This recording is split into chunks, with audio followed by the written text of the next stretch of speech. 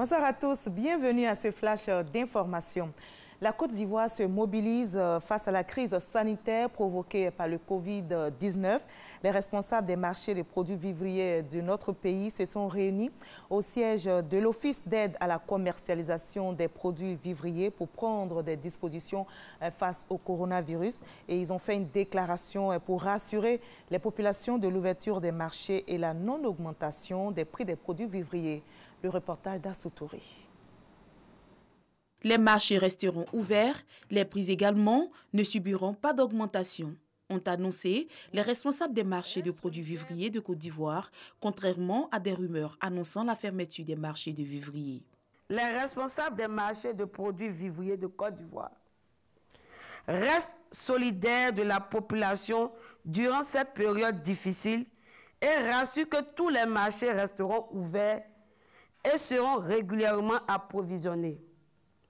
Les prix également ne subiront pas d'augmentation. Inquiets de l'évolution de la pandémie du coronavirus Covid-19 dans le monde et particulièrement en Côte d'Ivoire, les responsables des marchés de produits vivriers de Côte d'Ivoire recommandent qu'en plus des mesures sanitaires, les dispositions suivantes soient observées. Qu'une priorité soit accordée au convoi des produits vivriers. Que le nombre de personnes devant chaque étal dans les marchés soit limité à 1. Que le nombre de fréquentations hebdomadaires dans les marchés soit réduit à 1 ou 2 fois par semaine. Que les usagers évitent de se faire accompagner au marché. Qu'il soit institué le lavage systématique des mains à l'entrée de chaque marché. Qu'il soit institué le port systématique des cache-nez, des gants pour tous les usagers des marchés. Cette déclaration fait suite à la rencontre qui a eu lieu entre le secrétariat exécutif du Conseil national de lutte contre la vie chère, la Direction générale du commerce intérieur et celle de l'Office d'aide à la commercialisation du vivrier au CPV et les responsables des marchés de produits vivriers de Côte d'Ivoire. Le secteur du transport s'organise aussi face à cette pandémie. Dans les gares routières, le lavage des mains et l'utilisation du gel hydroalcoolique sont à l'ordre du jour. Le ministère du Transport est à la tâche pour faire appliquer les 13 mesures restrictives contre le coronavirus. Un conclave avec les différentes structures de transporteurs a permis aux représentants du ministre Amadou Koné d'exhorter les acteurs du transport à faire des propositions concrètes en adéquation avec les mesures prises par le gouvernement afin de protéger davantage les populations. Et justement, la Côte d'Ivoire, à l'instar des autres pays du monde, vit sous la menace du coronavirus. 13 mesures, je rappelle, ont été prises pour protéger les populations de cette pandémie. Conséquence, plusieurs secteurs d'activité sont impactés. La culture n'échappe pas.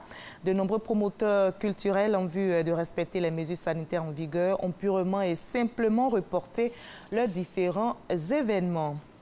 Voilà, écoles fermées, interdiction des rassemblements de plus de 50 personnes et fermeture des salles de spectacle et des boîtes de nuit.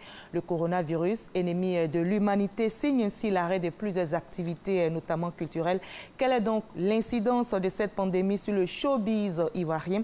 Nous allons inviter pour la page culture de ce samedi l'artiste reggae ivoirien Fadaldé, qui vient de sortir son nouvel album « Je suis Afrique ». Il évoquera donc ce soir les répercussions du Covid-19 sur le showbiz ici en Côte d'Ivoire.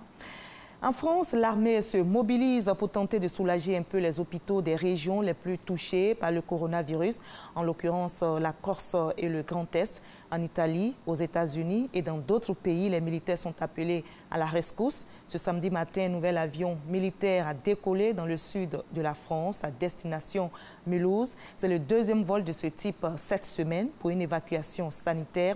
Aux États-Unis aussi, le président américain Donald Trump a annoncé que les navires hôpitaux seront déployés en renfort. En Italie, dans la région de Lombardie au nord, l'armée a été appelée en renfort. Et enfin en Espagne, précisément à Madrid, l'armée viendra en renfort pour transporter les corps des victimes du virus.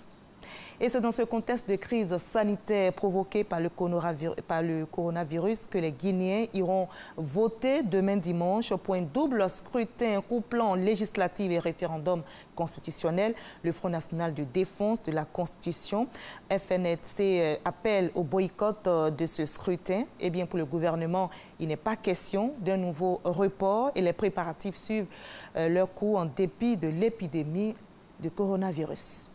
On va se retrouver à 20 h pour la grande édition tout à l'heure.